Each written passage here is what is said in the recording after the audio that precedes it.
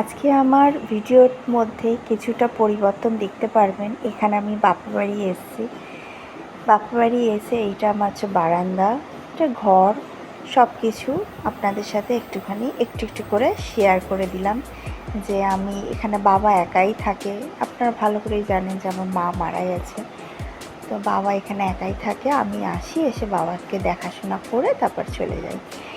তো মধ্যবিত্ত ঘরে আজকে আমরাও কিন্তু মধ্যবিত্ত। এই যে আপনারা এত কিছু দেখছেন, সব গুছানো সাজানো জিনিস। বাবা ডিফেন্সে চাকরি করত, মা সব একটু একটু একটু করে সব কিছু গুছিয়েছিল। দেখুন আজকে সমস্ত কিছু, ঘরে কিছু জিনিস যে বাকি নেই তা নেই, সব কিছু গুছিয়ে মা রেখে গেছে। সেরকম কিন্তু আমার বাবাও, আমরাও মধ্যবিত্তই ছিলাম। বাবা ডিফেন্সে চাকরি করতেন, মা গুছাতেন, আমি স্কুল পড়েছি, কলেজ করেছি, সব কিছু করেছে আমার মা, আমাকে সব কিছু করিয়েছে। ভালো ঘরে বিয়ে শাদী হয়েছে, জিনিসপত্র দিয়ে সব কিছু করেছে। কোনো কিছু জিনিসের কোনো কষ্ট হয়নি, বা আমি কিছু জিনিসের কষ্ট দেখিনি। ওই মায়ের থেকেই দেখে শেখা যে মা কীভাবে তিলে তিলে সব কিছু গুছিয়েছে জিনিসপত্রগুলো। তো সেইভাবে আপনাদেরকেও আমি ভিডিওর মাধ্যমে বলার চেষ্টা করি যে এইভাবে গুছালে সব কিছু সুন্দর সিস্টেমে সব কিছু চলে। তো আমি ভেবেছিলাম আজকে বাড়ি যাব, তো আজকে বাড়ি যেতে বাবা দেয়নি, বলল না আজকে দিনটা থাকো, কালকে চলে যাবে। এবারে 30,000 টাকা মাইনে পেয়ে কীভাবে 5,000 টাকা জমাবেন, একদম সুন্দর পদ্ধতি আপনাদের সাথে শেয়ার করব। এটা হচ্ছে আমি কোনো কত সদস্য আছে না সদস্য আছে সেরকম রেসিপি না, সেটা আপনারা নিজের মতন অ্যাড করে নেবেন। একদম এখন হচ্ছে ছোট্ট একটা ফ্যামিলি, হাজব্যান্ড ওয়াইফ বাচ্চা, খুব জোর শ্বশুর কি শাশুড়ি, সেই মেন্টালিটিতে আপনাদেরকে সেই পদ্ধতিতে আপনাদেরকে এই একটা বাজেট দেখাবো, একদম সহজ বাজেট, একদম আপনারা নির্দ্বিধায় সংসার চালাবে।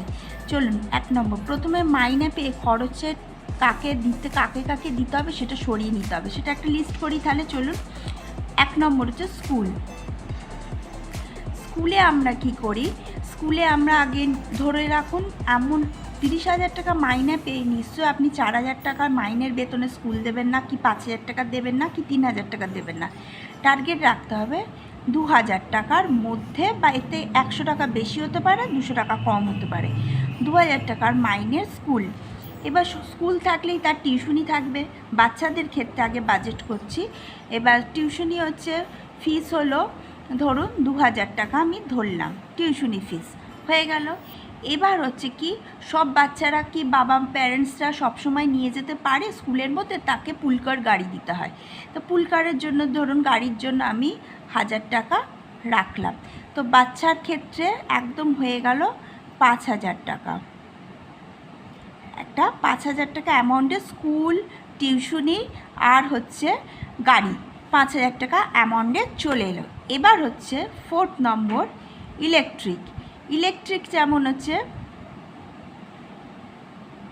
ইলেকট্রিক কী করব, কত টাকার মধ্যে রাখবো। ইলেকট্রিক ধরুন আমি রাখলাম প্রায় 2,000 টাকার মধ্যে, যেহেতু এসি ফেসি চলে, সবারই ঘরে এখন এসি আছে, আমারও ঘরে চলে আসছে, সেটা ইলেকট্রিকের জন্য আমি 2,000 টাকা রাখলাম। তাহলে 5 আর 2 কত হলো, 7 হয়ে গেল।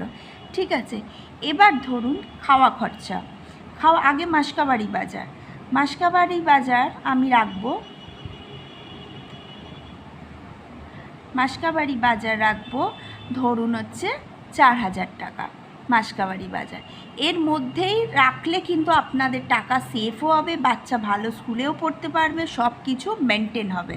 মাসকাবাড়ি বাজার 4,000 টাকা রাখবো। তারপর হচ্ছে খাওয়া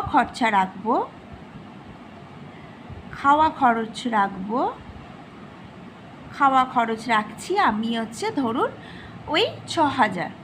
ঠিক আছে, 200 টাকা ডেলি হিসাবে কথাই বলছি, এতে কম বেশি হতে, কিন্তু টার্গেট কিন্তু রাখতে হবে এরই মধ্যে। তাহলে হলো 5, বাচ্চার জন্য একদম 5 হচ্ছে ফিক্সড। তারপর হচ্ছে ইলেকট্রিক, মাসকাবাড়ি বাজার, খাওয়া খরচা। এবার ধরুন কেউ তো অনেকে এখন ফ্ল্যাট নিচ্ছেন, কেউ জায়গা কিনেছেন, লোন এখন চলছে, সবার ঘরে খুঁজে দরজা ধাক্কা মারলে দেখবেন কিছু না কিছু লোন কাউকে দিতে হয়।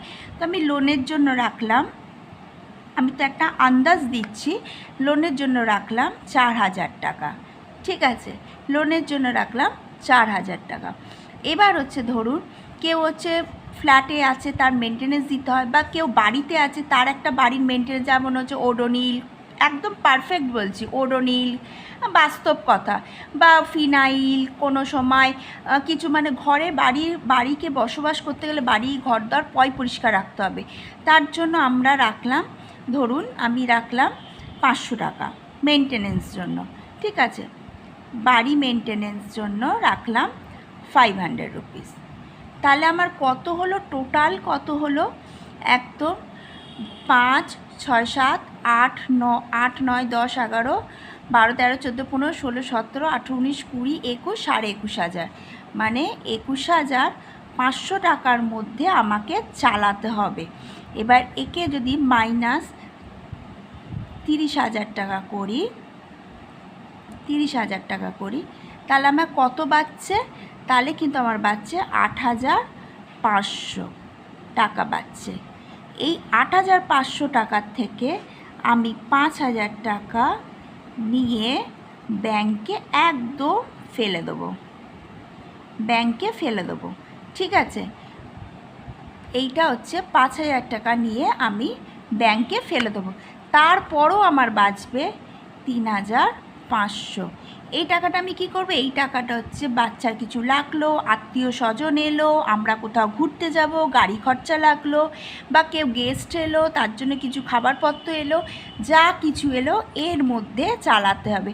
তো এইভাবে যদি সুন্দর করে মেনটেন করে চলে, তাহলে কি একটা মধ্যবিত্ত পরিবার সুন্দরভাবে মেনটেন হবে না?